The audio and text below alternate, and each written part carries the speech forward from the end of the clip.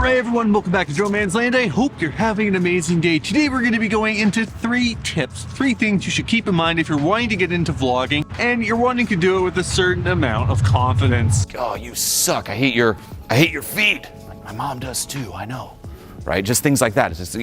It's a great way to also, in a flow of a conversation, play along with things. But before we get any further, this video is brought to you by me. I've got a brand new street photography course that I built with my buddy Austin. If you're looking to get out and shoot with confidence, this is the video for you. We go into safety, route planning, cityscape versus street, route planning, and so much more. If this interests you or you would like to just get the Sparks Notes free pocket guide, click the link below. It'll take you to my website where you can either see the course or download the free pocketbook.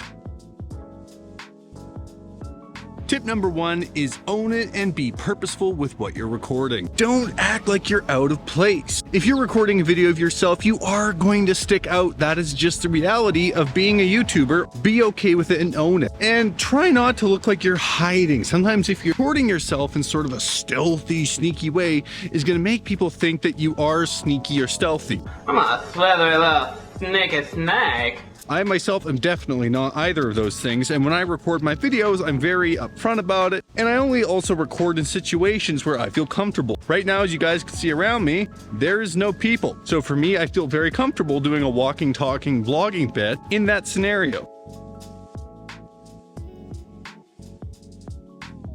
Number 2 is a very easy one, which is feel comfortable with your gear. This means don't travel with every single thing you own if you're not comfortable with that. And the camera that you are using, be confident in its recording ability. What that means is if you don't feel comfortable shooting in manual, don't do that. Shoot in full auto. Your microphone, make sure it's not too hot. Test all these things out before you go to vlog. Because otherwise, all you're going to be thinking about is my camera working? Are my levels good? And if you do these things, your content is unfortunately going to suffer. For me, I've got 2 main cameras that I use daily. Number 1 being my Nikon Z6 as my A camera, and number 2 being my Sony ZV-1 as my B camera. And as you guys can see, it's not very big, it's not too cumbersome. The microphone, I'm using the Deity D3 Pro.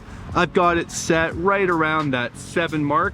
But again, this is just what I'm comfortable using. This might not be the same for you. I'm able to use this combined with my Ulanzi selfie stick, and it's a pretty small form factor. I can take it everywhere with me, and it doesn't necessarily stand out that much. If I'm carrying my Z6, even though I love it a ton, it's a pretty big camera. And pairing that with the old F-mount glass I use to shoot, it makes it cumbersome, and it also makes me more of a target, which is something I'm very cognizant of. But without further ado, let's get into tip number 3. Tip number 3, which is not necessarily the most obvious, is know yourself. If you are new to this and you're not confident speaking on camera, plan out what you're doing. Plan out your route, get some speaking points. You might want to write all this down in your phone or a notebook. Doing this will help you guide the video and not go off track. If you're super confident, you've done your research before going out, then maybe you can just be a bit more conversational. I myself like to just go on nice long walks and talk about different points that I've thought about beforehand as I'm going. But as I'm giving you guys these tips, just remember these are just that, tips and opinions coming from me. It's not one size fits all. And you know, some people do say that vlogging is dead. I would disagree with that. I think vlogging is very much alive, and it's still something that I love to do. But anyways, folks, I think we're going to get ready to wrap this one here. In the comments below, let me know what you thought of these tips and tricks. Did you find them useful, or is there something really important that I missed? Hit that like button, subscribe to the channel, and remember to take beautiful photos every single day. Don't do it for the views, do it for yourself, and I look forward to seeing you all in the next one.